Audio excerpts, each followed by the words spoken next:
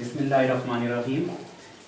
Dear student, physics lecture series का जो अगला लेक्चर है वो है न्यूक्लियर फिशन रिएक्शन। तो आज हम पढ़ेंगे न्यूक्लियर फिशन क्या चीज़ होती है। देखते हैं कि सबसे पहले फिशन का मतलब क्या है। फिशन का मतलब अगर उर्दू में हम करें, फिशन उर्दू में कहेंगे शक, जिस तरह शक्कुल कमर के चांद जो है वो दो टुकड़े हो गया। तो फिशन का मतलब ये होता है कि जब भी कोई आपका हैवी न्यूक्लियस टूटकर दो स्मॉल न्यूक्लियाई में तब्दील हो जाता है।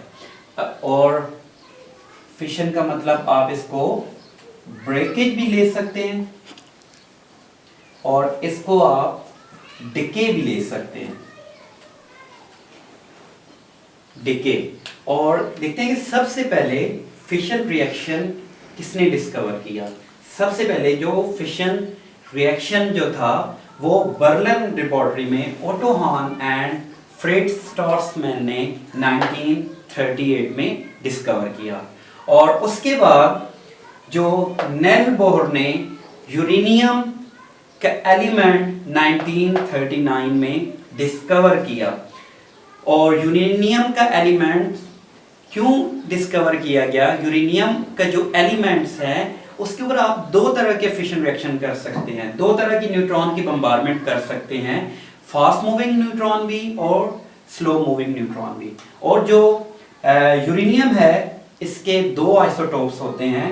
यूरेनियम आपके पास 235 भी होता है, 235, और यूरेनियम आपका होता है 238।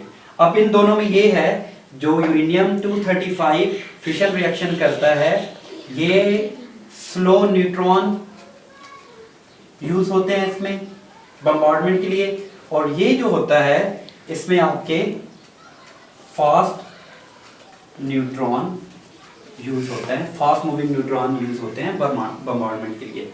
आइए हम देखते हैं कि अच्छा इसमें एक जो चीज है कि जो नेचुरल कंडीशन में होता है वो हमारे पास यूरेनियम 235 पाया जाता है। अब जो हम 238 पाया जाता है, अब 235 हम कैसे अलग करते हैं, तो उसके लिए हम क्या करते हैं, यूरेनियम की एनरिचमेंट करते हैं।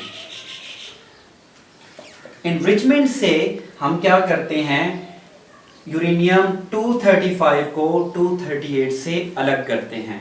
अब देखते हैं, अब हम यहां पर न्यूक्लियर फिशन रिएक्शन के तरफ आते हैं कि हमारे पास जो यूरेनियम है, यूरेनियम 92 और 235, इसका जो एटॉमिक मास है ये एक स्टेबल न्यूक्लियाई है। जब हम इसके ऊपर एक फास्ट मूविंग न्यूट्रॉन बम्बार्ड करते हैं, अब देखें हमारे माइंड में तो है कि न्यूट्रॉन तो क्या चीज़ है, न्यूट्रॉन तो है वो फास्ट मूविंग है। अब उसको हम स्लो कैसे करेंगे। अब हम यहाँ पर क्या करते हैं, कोई भी मॉडरेटर लगाते हैं। मॉडरेटर क्या करता है, इस न्यूट्रॉन को स्लो कर देता है, इसकी स्पीड को स्लो कर देता है। अब मॉडरेटर कौन से हो सकते हैं, हमारे पास बैरियम ऑक्साइड हो सकता है, बैरियम ऑक्साइड हो सकता है, हमारे पास ग्रेफाइट हो सकता है, कार्बन हो सकता है। तो ये हम इसके मॉडरेटर लगाते हैं। जब हम यहाँ पर मॉडरेटर लगाते हैं तो ये जब फास्ट मूविंग से स्लो मूविंग न्यूट्रॉन होता है तो ये जब यूरेनियम पर स्ट्राइक करता है तो ये क्या करेगा, यूरेनियम इसको एब्जॉर्ब कर लेगा। जब यूरेनियम इसको एब्जॉर्ब करेगा तो ये क्या हो जाएगा, इसका एटॉमिक मास 236 हो जाएगा। पहले तो ये स्टेबल था, तो फिर ये क्या हो जाएगा, अनस्टेबल हो जाएगा।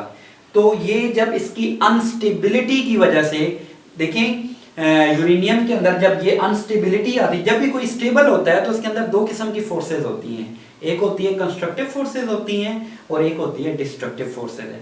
अगर दोनों सेम है, कंस्ट्रक्टिव फोर्सेज और डिस्ट्रक्टिव फोर्सेज एक जैसे हैं, तो आपका कोई भी न्यूक्लियाई वो क्या होता है, स्टेबल होता है। अगर आपकी जो डिस्ट्रक्टिव फोर्सेज हैं वो लीड करें कंस्ट्रक्टिव फोर्सेस के, तो क्या होता है, आपका कोई भी न्यूक्लियाई वो क्या हो जाता है, आपका स्प्लिट हो जाता है, ब्रेक हो जाता है। और ये जब अनस्टेबल न्यूक्लियाई ब्रेक होगा यूरेनियम का, तो ये इससे क्या बनेगा, एक आपके पास बेरियम बनेगा और एक आपके पास क्या बनेगा, क्रिप्टॉन बनेगा। और उसके साथ यहाँ पर 3 न्यूट्रॉन क्या होंगे, जनरेट होंगे। अब देखिए यहाँ पर जो 3 न्यूट्रॉन जनरेट होंगे, इसी तरह ये फर्दर आगे जाकर और फिशन रिएक्शन करते हैं। यहाँ पर जो न्यूट्रॉन है उनकी अगर हम परसेंटेज निकालें, जो यहाँ पर एवरेज है, एवरेज न्यूट्रॉन जो यहाँ पर जनरेट होते हैं वो 2.47 होते हैं। तो ये इसकी एवरेज न्यूट्रॉन की रेशो है कि जितने ये न्यूट्रॉन फिशन रिएक्शन में यहाँ पर जनरेट होते हैं। और इसी तरह ये आगे जाकर किसी और फर्दर हीलियम की न्यूक्लियाई से स्ट्राइक करेंगे तो उससे आगे और फर्दर 3 न्यूट्रॉन जनरेट होते जाएंगे। अब देखिए यहाँ पर आगे फिर एक मॉडरेटर लगे होते हैं जो इन न्यूट्रॉन को, फास्ट मूविंग न्यूट्रॉन्स को की स्पीड को क्या कर देंगे, स्लो कर देंगे। और इस तरह ये रिएक्शन आगे चलता रहेगा और इस रिएक्शन को क्या बोलेंगे, फिशन चेन रिएक्शन।